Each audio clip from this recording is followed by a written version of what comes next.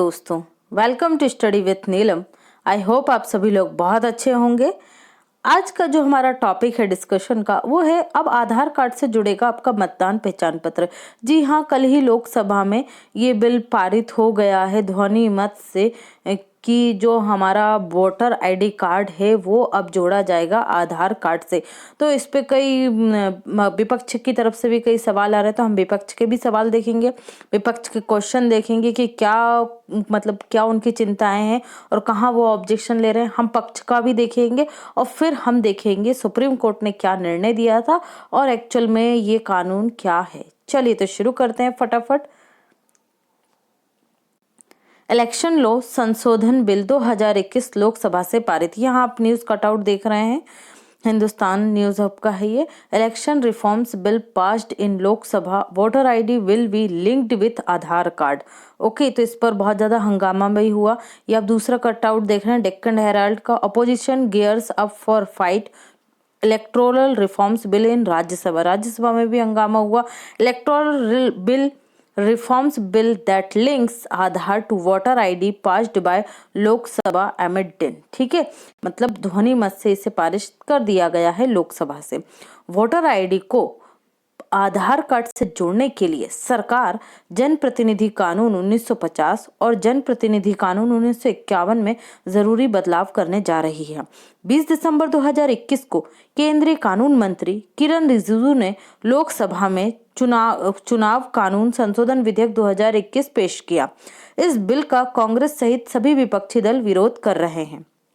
Voter ID आधार card जोड़ने के पक्ष में तर्क दिया जा रहा है कि एक ही नाम को कई जगह जोड़े जाने की समस्या खत्म होगी। और ये जो पॉइंट है बहुत ही सॉलिड है, क्योंकि हम लोग खुद देखते हैं कि लोगों के पास अलग अलग क्या होते हैं, वोटर आईडी कार्ड होते हैं। वो कुछ समय के लिए एक जगह रुकते हैं, जैसे स्टूडेंट हैं या फिर वो कहीं कुछ साल किराए से रहे, तो उनके पास अपने मूल निवास के अतिरिक्त भी वो जहाँ रहते हैं, जहाँ स्टडी करते हैं या किसी काम करने के लिए गए, तो वहां पर भी उनको वोटर आईडी मिल जाता है। इस तरीके से वो दो जगह के वोटर आईडी होल्ड करके रखते हैं। भले चाहे वोट एक ही जगह डाल रहे हो, लेकिन क्या होता है, इससे फर्जी वोटर आईडी कार्ड बनते हैं। तो ये चीज सही है कि एक ही नाम को कई जगह जोड़े जाने की समस्या खत्म होगी।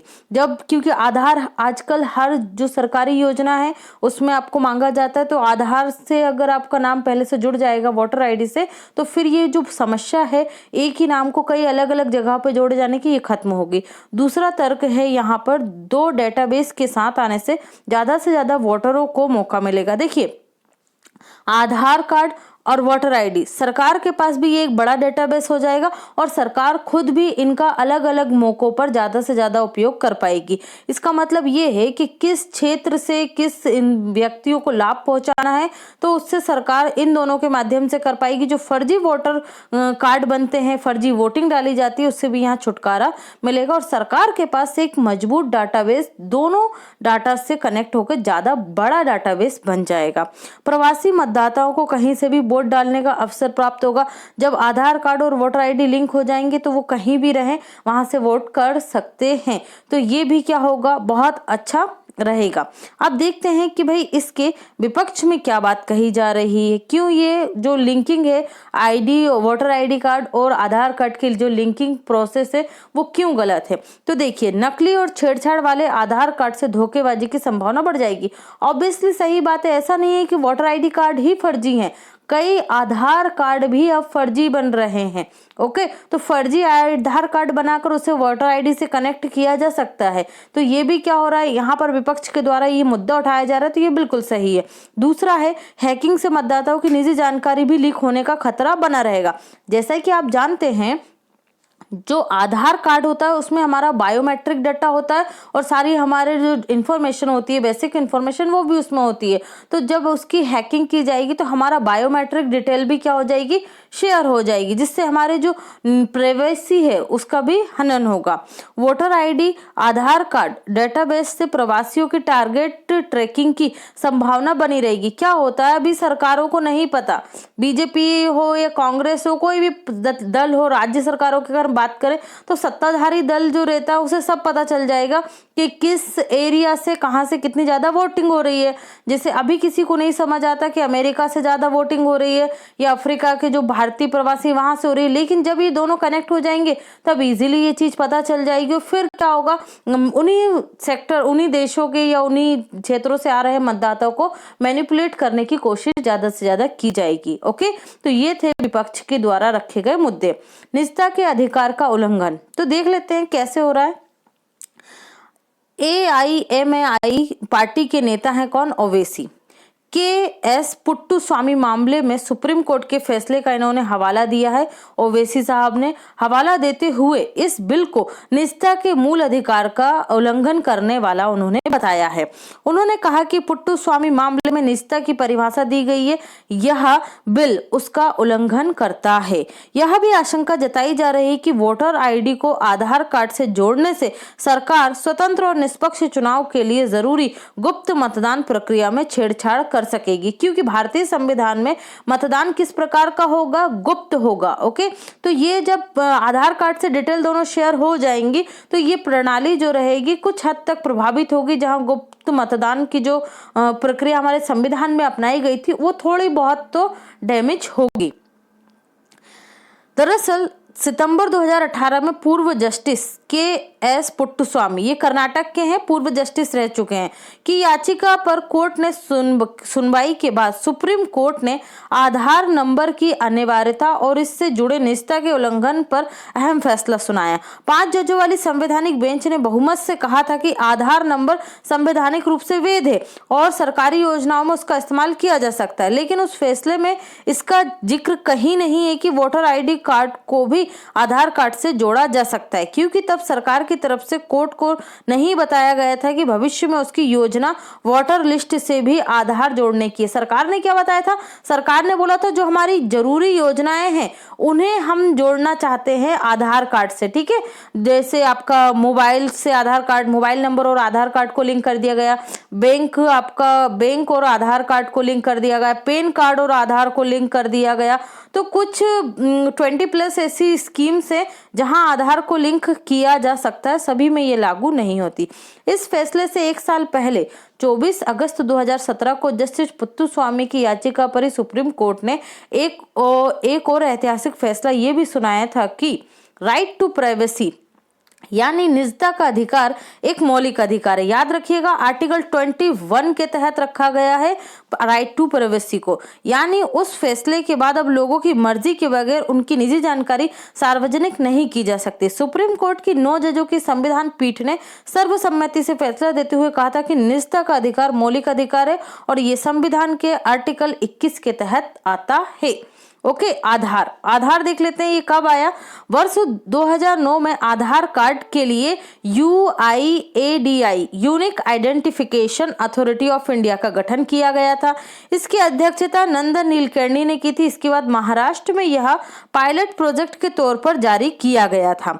सरकार आधार नंबर को मोबाइल और बैंक अकाउंट से जोड़ना चाहती थी, जैसे आपने जेम सुनी होगी, जनधन आधार मोबाइल। इसके बाद ही केस सुप्रीम कोर्ट गया था पुट्टुस्वामी के द्वारा।